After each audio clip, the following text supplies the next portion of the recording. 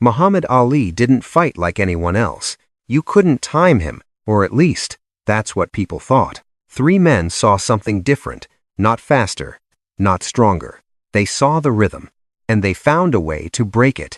One slowed the storm, one made it hesitate, and one, that's the one people still argue about. Number 3, number 2, number 1. This isn't about who beat him, it's about who figured him out. Before number 3, you need to see what everyone else was dealing with. Muhammad Ali wasn't just faster, he controlled distance. And once you control distance, you control everything. You'd step forward, and somehow, you were already late. That's where it started. He kept pulling the distance, not running, just moving the line. Every time you thought you were close, he shifted it again. You couldn't plant your feet. You couldn't settle. You were always adjusting.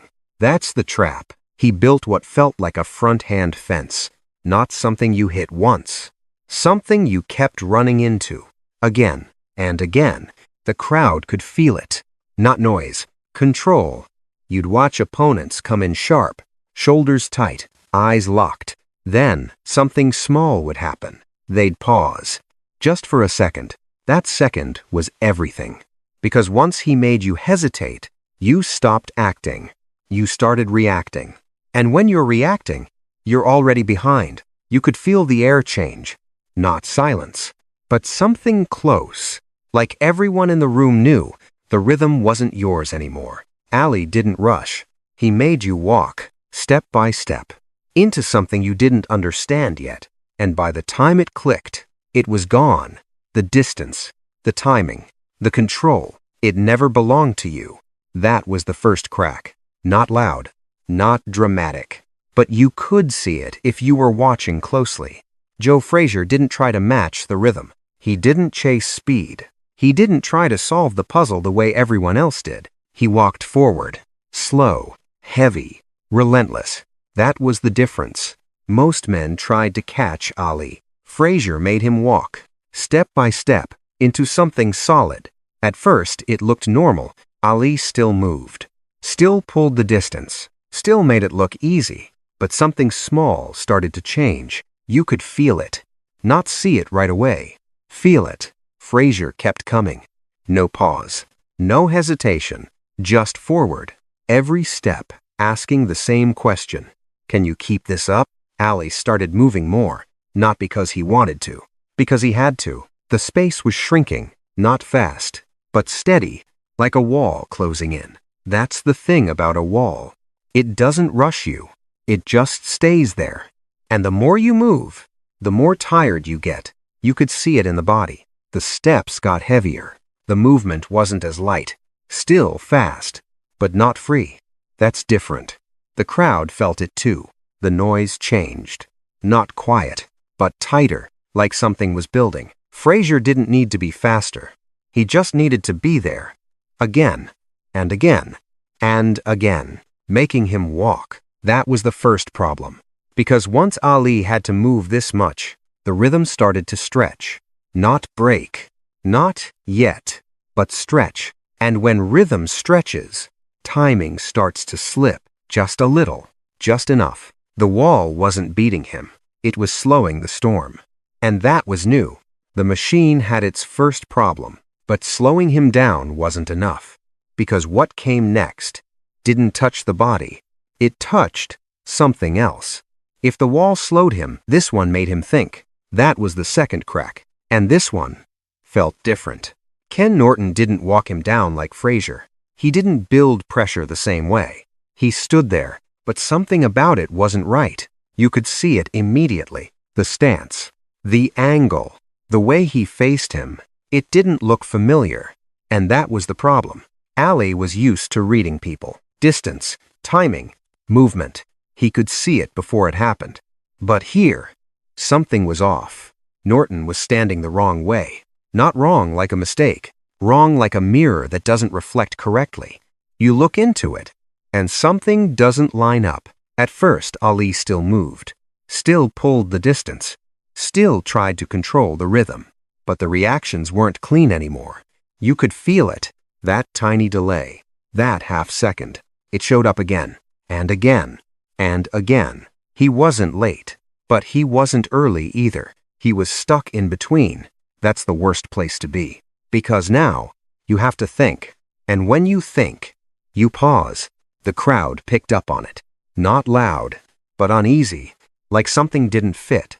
Ali would step in, then hesitate, just for a moment. But that moment broke the flow. The rhythm wasn't smooth anymore. It had gaps, small ones, but real. Norton didn't need to speed up. He didn't need to chase. He just needed to be there, in the wrong way, at the wrong angle, every time. That's what the mirror does. It doesn't attack you. It makes you question what you're seeing. And once you question it, you slow down. That was the second problem. Not the body, the mind. Some fans won't agree. They'll say he wasn't at his best. But look at the rhythm. He paused, and that never used to happen. The second crack wasn't loud, but it changed everything. Because now, the system had doubt. And what came next didn't slow him, didn't confuse him. It trapped him. If the last one froze him, this one trapped him. This wasn't a crack. This was the collapse. George Foreman didn't chase the rhythm. He didn't try to read it. He didn't try to match it. He took the space away. That was the difference. From the start, something felt off. Not fast. Not chaotic. Heavy. Like the room got smaller. Ali tried to move. Tried to pull the distance. But the distance wasn't there anymore. Every step back led nowhere. That's new. Because his system depends on space. And now, there was none. Foreman didn't rush. He didn't need to. He just stood there, closing the entry, step by step, cutting off the exits. You could feel it. The air changed. Not noise, pressure. Ali moved to the side. Foreman was there. Ali leaned back. Foreman was still there. No gap, no reset, no escape. That's what a locked room feels like. You're not being chased. You're contained. Ali wasn't losing speed. He was losing space. And without space, the rhythm has nowhere to live. That's the part people miss. It didn't look like panic, but it wasn't control anymore. The movements got tighter, shorter, more careful. That's a sign. Because when a man like Ali becomes careful, something is wrong. The crowd felt it. You could hear it. Not loud. Still. Like everyone was waiting for something. But nothing opened up. No moment to reset. No distance to rebuild. Foreman didn't break the rhythm directly. He removed the ground it stood on. That's deeper. Because now, it can't come back. Some fans won't agree. They'll say it was strategy. They'll say it was planned. But look at the structure. It broke.